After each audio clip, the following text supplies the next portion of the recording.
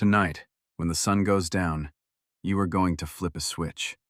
Light will flood the room, and you will not think twice about it. But for 99.9% of human history, that switch did not exist. When the sun set, the world went dark. Not dim, not shadowy, completely, absolutely, suffocatingly dark. And what happened to your ancestors inside that darkness changed the architecture of your mind in ways you are still living with right now. The real answer to why darkness unsettles you is far stranger than you think. Your body is not afraid of the dark. It was built for it. And that distinction is everything. For roughly 300,000 years, Homo sapiens lived without artificial light.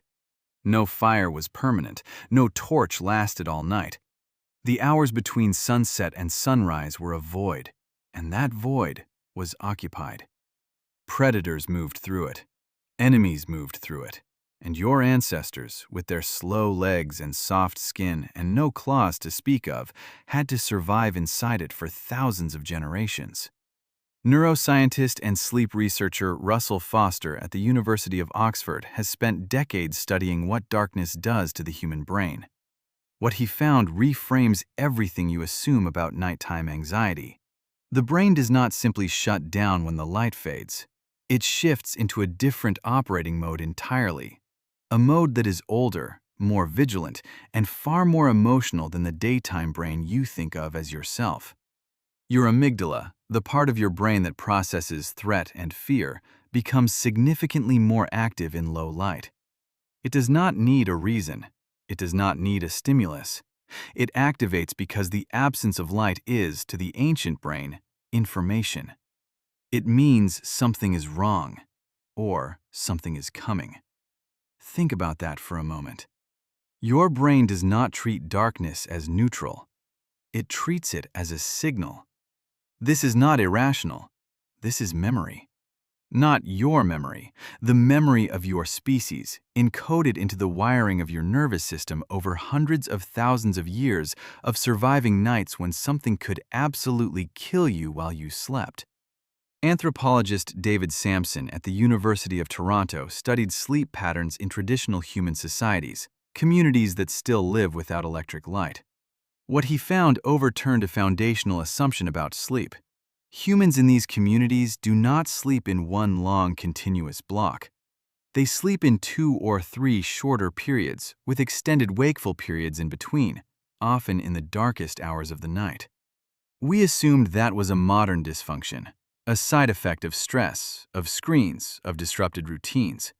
But Sampson's research suggests that broken sleep is not a bug. It is the original design. Your ancestors were not supposed to be unconscious for 8 straight hours while predators moved through the dark. They were supposed to wake up, check the perimeter, listen, then sleep again. And here is where it gets strange. When people in these communities wake in those middle-of-the-night hours, they do not experience the panic that modern sleepers feel when they wake at 3 a.m. They do not feel the dread, the racing thoughts, the sense that something is wrong. They simply exist in the dark, calm and aware, until their body calls them back to sleep. The dread you feel when you wake in the night is not the darkness speaking. It is the silence underneath it, the absence of the social context that is supposed to surround you during those waking hours. Your ancestors did not wake alone in a sealed room. They woke surrounded by others. The group did not dissolve when the sun set. It tightened. Darkness, for most of human history, was not a time of isolation. It was a time of enforced closeness. Psychologist Michael Terman at Columbia University has studied what happens to mood, cognition, and emotional regulation when humans are deprived of natural light cycles. His research on light therapy and circadian disruption reveals something that should make you pause. The emotional instability, the heightened anxiety, the disproportionate feelings of threat that many people experience at night are not caused by darkness itself. They are caused by the mismatch between what the darkness expects of you and what modern life actually provides. The darkness expects a fire. It expects voices. It expects the sound of breathing beside you. When those things are absent, your nervous system fills the silence with threat. This is why horror works. This is why your imagination accelerates when the lights go out. You are not imagining things. You are running an ancient threat detection program that was designed to generate possibilities in the absence of information. Better to imagine the predator and be wrong than to assume safety and be dead. Your brain prefers a false alarm to a missed one. For hundreds of thousands of years, that preference kept your ancestors alive. The ones whose brains went quiet in the dark, who felt safe and unbothered in the black hours, who did not startle at sounds or shadows. Those people were more likely to become someone's meal. The ones who survived were the anxious ones, the vigilant ones, the ones whose amygdala fired at nothing, just in case. You are descended from those people. Their hypervigilance lives in your neurons, and every time the light goes out, it wakes up. But the story does not end in fear, because darkness did something else to your ancestors that we rarely talk about. Historian A. Roger Ekirch at Virginia Tech has spent more than 20 years reconstructing the night lives of pre-industrial humans. What he found in journals, court records, medical texts, and literature from before the age of artificial light is extraordinary. The hours of darkness were not dead time. They were not simply time spent waiting for morning. They were the hours of storytelling, of dreaming and discussing dreams, of prayer, ritual, and reflection, of the conversations that could not happen in the full glare of daytime social life. The fire was the television, the therapy session, and the church all at once. People sat around it in the dark and processed their fears together, externalized them into story, gave them names and faces and narrative arcs so that they could be survived and understood. Your campfire story instinct is not primitive entertainment. It is your ancestors' technology for metabolizing darkness. The ghost story is a tool.